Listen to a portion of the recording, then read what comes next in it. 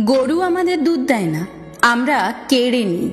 গাধাও মোট বয় না, ধোপারা এককালে বওয়া তো জোর করে। হিসেব মতো সিংহীও দুধ দেয়, সিংহও ওজন বইতে সক্ষম। কিন্তু সিংহকে দিয়ে ওসব করানো মানুষের অকাতের বাইরে। ওই জন্য একটু বোকা আর ভালো মানুষদের গরু কিংবা গাধার সাথে তুলনা করা হয়। এই দুটো প্রাণীর নামে কোনো মানুষকে ডাকা মানে সেটা অপমান করা। কিন্তু কাউকে সিংহ বললে সে উল্টে গর্ববোধ করবে। সেই সিংহ যে আজ অবধি মানুষের উপকার করল না, যার সামনে মানুষ গেলে মুহূর্তের মধ্যে পরপারে চলে যাবে, সেই সিংহ হচ্ছে মানুষের চোখে রাজা।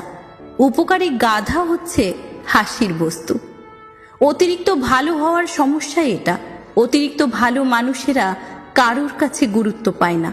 তুমি নিঃস্বার্থভাবে ত্যাগ করতে থাকো, ভালো মনে কারোর ক্রমাগত উপকার করতে থাকো, আঘাতের পর আঘাত সহ্য করেও হাসি মুখে কাউকে ভালোবাসতে থাকো, তুমি তার চোখে গাধা ছাড়া আর কিছুই হবে না।